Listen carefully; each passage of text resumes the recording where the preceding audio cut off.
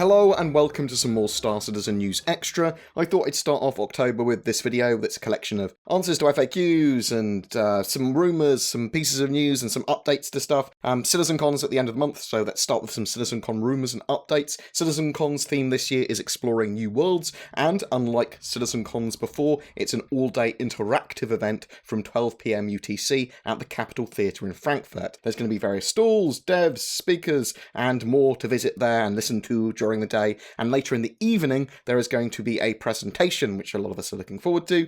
This is all on Friday the 27th of October, and the whole thing, the whole day event, will be streamed live on twitch.tv/Star Citizen. We know that Faceware will be there showing off their VoIP and VoIP stuff.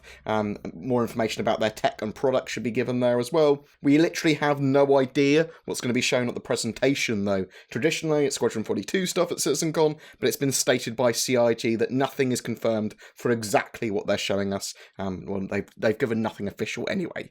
From last year's CitizenCon, we know it sometimes comes down to literally a day or two before the actual presentation, before they even confirm themselves what will be shown. There are a few tickets left for CitizenCon as well. They've made 50 extra available to concierge members, which start to go on sale on Tuesday the 3rd of October at 9 PM CEST. I'll put the links below if people are interested in them. I suspect they will sell out almost instantaneously. There have been some CitizenCon rumours and leaks to do with Intel having some form of promotion with Star Citizen at CitizenCon with their new 900p Optane SSD drives. That's tautology SSD drives. SSDs.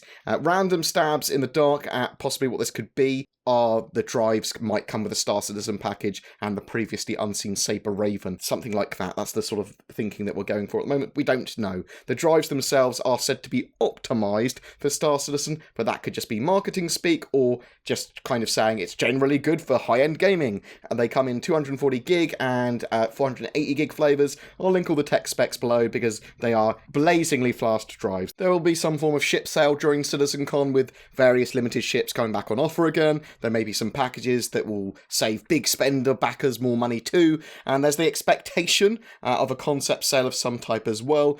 This is, in my mind, more likely to be the Game Changer ship that's been teased a few times now, just in kind of mentioning by Ben Lesnick and myself. It's a big civilian role-focused ship that mechanically adds to the game, something that isn't catered for in the game yet with the other ships, basically. And it should be cool, and we'll have to see how much it's going to be and all that sort of jazz. The Delta Patcher is finally coming out with Alpha 3.0, but there hasn't been that much in the way of official statements about how CIG are going to actually use this in regards to their patching methodology. So, here are some statements about patches and how the Delta Patcher is going to be used, or how they intend it to be used going forward. The patches and updates still need to go through the build and testing process. The patcher changes allow us to deploy smaller patches, and most importantly, won't force you guys to download a large differential if it's not needed, unlike the current version. Releasing something like a new ship as content before or after a major release is possible, but is not necessarily rated to the patcher itself, but more how the builds and branches are used and planned. Of course, the ability to deliver smaller patches is a win in that scenario because it removes the major hurdle when creating and transferring the builds to players. If there are any planned client and patcher updates as well, they will announce maintenance windows and there will be notifications in-game, so you don't just suddenly shut the servers off. The goal is to make this kind of process and patching, whenever they do it, as non-disruptive as possible. So the Delta Patcher certainly will improve accessibility for players, reduce the amount needed to download from patch to patch, allows for smaller updates done more frequently, hotfixes, balance, tweaks and improvements can all literally be added to the game as they come online. There is a set of tasks and cycles that need to be kind of done before new content is added into the game, however. So ships, items, mechanics, and new areas. They all need to go through the same steps and fixing before they get added in updates. However, we could potentially see these updates released to us in smaller chunks and more often. In last week's ATV, they had a featurette on Useables as well. There wasn't that much in the way of new information, but there was a few little things which I'll talk about here. NPCs will basically be able to interact with everything in the same way a player can, from cups to ships to weapons to components to everything, pretty much. They've got animations for using the restroom. There's thousands of usable animations now, and they're going to keep on adding to them, and there's going to be a huge amount of variance that they have with these animations, which will keep on growing as they add more and more to them. So you'll see people interact with the same object in different ways every time.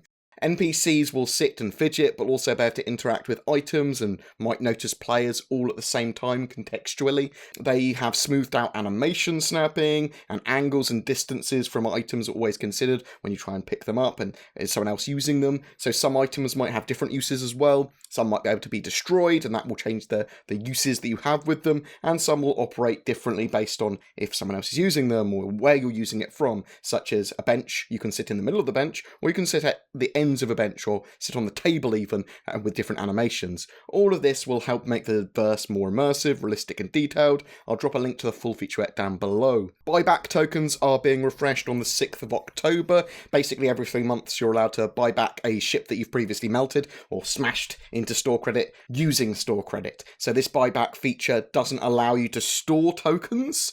You can only have one at any one time. So if there was a ship that you're planning on to buy back with store credit that you already have, then do it before the 6th, because that's the most efficient way, because then you'll get your buyback token again. But if you've previously bought a ship back with that token, you'll get them back on the 6th anyway. So the 6th, buyback tokens, woo! Ship comparisons. So YTO and Sebman regularly update a ship scales chart with the latest sizes of ships. These are actually really cool for seeing how ships line up to each other, and in some situations working out what will fit and where, and how your fleet will work, and just cool for seeing the scale of a lot of stuff. So there's also now a ground vehicle comparison version of this as well, which is extremely useful for the upcoming 3.0 patch. I'll link that all below so you can have a look at that. Also, there's always the end of year graph, which I find very useful. If you like keeping up to date with the schedules and what CIG are looking at, and you like watch the schedule report every week and all that sort of jazz, then have a look at the end of year PU timeline. That's updated weekly as well on the schedule reports page. I'll put a link to the latest one down below as well. It shows details of mechanics, systems, features, items, ships, kind of where they roughly lay in the forms of scheduling and plans with CIG and Foundry 42. Eventually, Squadron 42 Episode 1 will appear on the schedule report, and hopefully on the graph too, so we can see what bits and bobs need to be completed on it. Every month we give away a ship for October. It's a Constellation Aquila donated by the lovely Stellar Enterprise organisation. I'll put a link to them down below as well. All you need to do is be subscribed to my YouTube channel and comment on one of my Star Citizen videos during that particular month. Any questions about Star Citizen or anything else we've discussed here, or ideas for content, or whatever, things you want me to do when 3.0 becomes the PTU, whatever. A special thank you to my Patreons who allow me to create the amount of content I do. Thank you so much, guys. If you're interested in becoming one of them, you can find the links to Patreon below, as well as everything else we've talked about. Please don't forget to like and subscribe, as it really does help me, and I will see you in the verse.